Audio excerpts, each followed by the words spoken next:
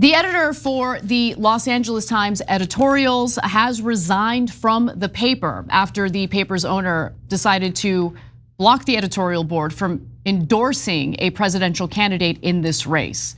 So on October 11th, the LA Times owner, his name is Patrick Soon-Shiong, informed the paper's editorial board that the Times would not be making an endorsement for president, which honestly, I was shocked by, because think about it. Kamala Harris was a politician in the state of California. The Los Angeles Times is a very liberal paper. And they've been endorsing candidates for other elected offices. So I don't know what's going on. Semaphore writes that while the paper noted in its first line that it is no exaggeration to say this may be the most consequential election in a generation, that was the only mention of the presidential race in its endorsements. The paper did not give any explanation, at this point at least, for their decision, only noting at the bottom of its online endorsement page that the editorial board endorses selectively choosing the most consequential races in which to make recommendations. And the presidential race is pretty consequential, no? This is sort of an interesting move, seeing as the paper's board has been allowed to endorse candidates in the past. They've endorsed Democratic candidates in every single race since Obama in 2008. Now, Mariel Garza was, I should say, the editorial's editor. And she said that, the board did intend to endorse Kamala Harris, but the owner stopped them from doing so. She says, quote, "I didn't think we were going to change our readers' minds. Our readers, for the most part, are Harris supporters. We're a very liberal paper. I didn't think we were going to change the outcome of the election in California. But two things concern me. This is a point in time when you speak your conscience no matter what.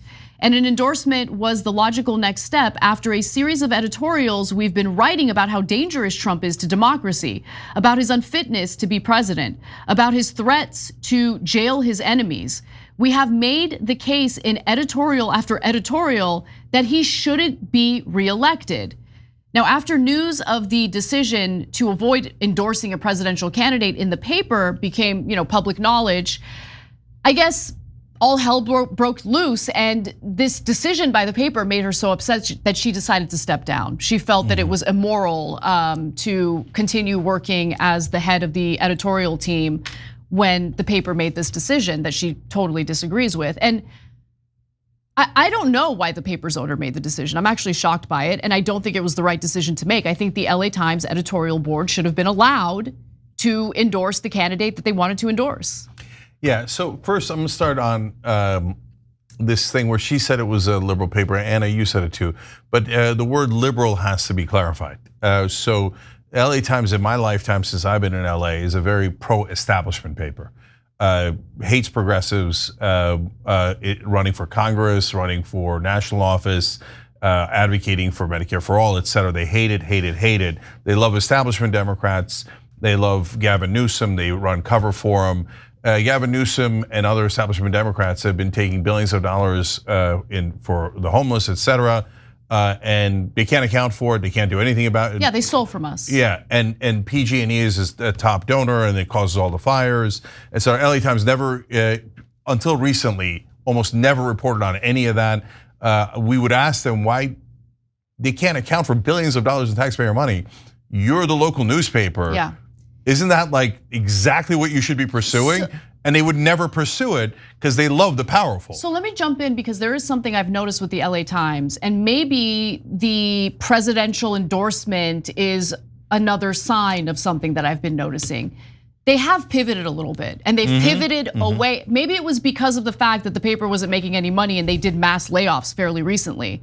But they seem to have pivoted to a fairer reporting style, and they've been a lot more critical of Gavin Newsom. In fact, some of the regulations that he signed in California has led to the closure of the Phillips refinery in Los Angeles. 600 people are losing their jobs as a result. And it's also going to lead to higher gas prices in the state of California. So they've been like critical about that in their reporting. Yeah, that's one example. Yeah. I'm not sure I love that example, but there's many others where that's why I said until recently. Recently they had a little bit of a turn. I don't know if this is part of that turn, but now look, here's the reality, guys. And so that's why I'm a little bit ambivalent about this story, because he is the owner of the paper. So there's this funny thing in news where you're like, even if you're the owner of the paper, it's useless, it's irrelevant, you should have no say in the paper. Then I genuinely want to ask the brother, then why'd you buy it, right?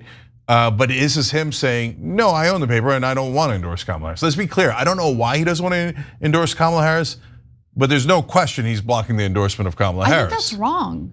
It's wrong for the owner of the paper to do that. I disagree with it entirely. That is censorship. You have an editorial board, you should allow them to do their jobs. And if they have decided that, by the way, I'm not a big fan of Kamala Harris. I think that's pretty clear on the show. I'm just saying on principle alone, it is wrong for the owner of the paper to veto the editorial board's decision here. So I run this company, and as you know, Anna, I famously let everybody have their opinion, right? That's exactly right, that's right. True. So I live by that creed, I believe in that creed, and I get into debates, fights, etc. with other hosts in this network all the time. You guys see it with your own eyes, right? But a part of what I'm saying is, who are we kidding about everyone else, right? Yeah, that is true. Like Rupert Murdoch owns Fox News, his agenda, and Wall Street Journal, and their editorial board at the Wall Street Journal is massively right wing. Jeff Bezos owns Washington Post, their editorial board is massively corporate, right? And on and on and on. And so, like everybody's always like pretending that these all have like some sort of journalistic integrity when I've never seen it. Every organization I've ever seen that's in news is not really in news. They're in marketing for either their owner or the rich and the powerful, who are their advertisers, their board members, etc. So this is just a more public view into that, where he blocks the editorial. But in who they hire, they already make these decisions normally ahead of time. That is true, yes. Oftentimes the people who get hired have a philosophy, political philosophy or ideology that is in line with the owners of the publication or the outlet. And look, the thing that I think bothers Garza the most is the fact that since there isn't an endorsement for Kamala Harris, a state where she was a politician in,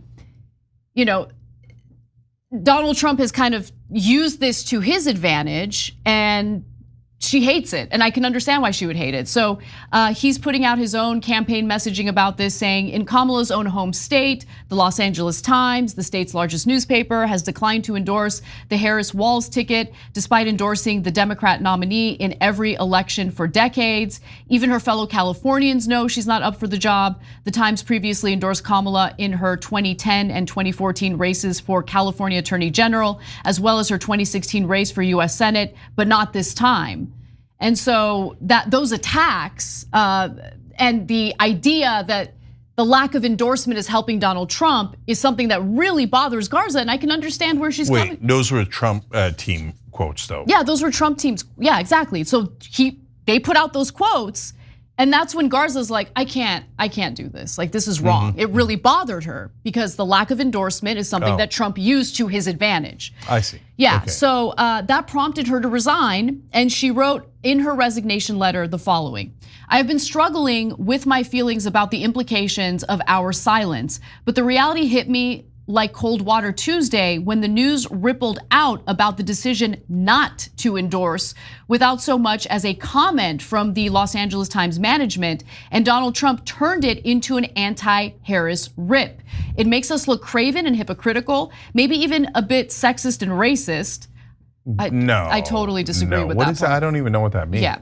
How could we spend 8 years railing against Trump and the danger his leadership poses to the country, and then fail to endorse the perfectly decent Democrat challenger who we previously endorsed for the US Senate?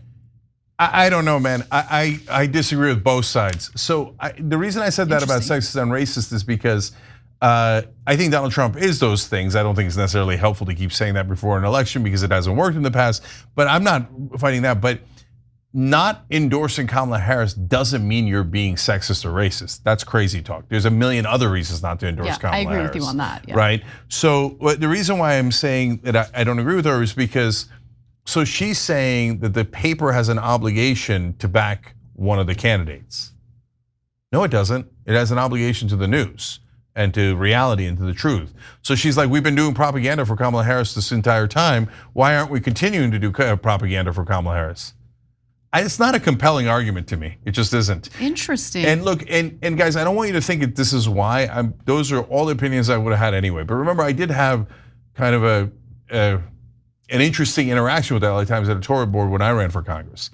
And they wrote an editorial where they said, even though we agree with Uygur's stance on almost all the issues, including money and politics, we find him too pugilistic and we prefer civility in Congress. So we'll be backing the other Democrat, the establishment Democrat. Well, right? I hope her civility keeps her warm at night now that she's unemployed. Yeah, and so my point there is not, oh, boo-hoo, they didn't like me. No, what they have been saying at the LA Times forever is, we like corporate Democrats. We don't want progressives, we don't want Republicans. So nobody had a problem with that, but now that they're not endorsing Kamala Harris, all of a sudden everyone has a problem. So I'm against Trump. I want Kamala Harris to win, but I want people to note the irony of demanding that they be on her side and then pretending that that's the ethical journalistic position. Cenk, right? You come from an interesting perspective on this, and you've swung me. You have. Like, look.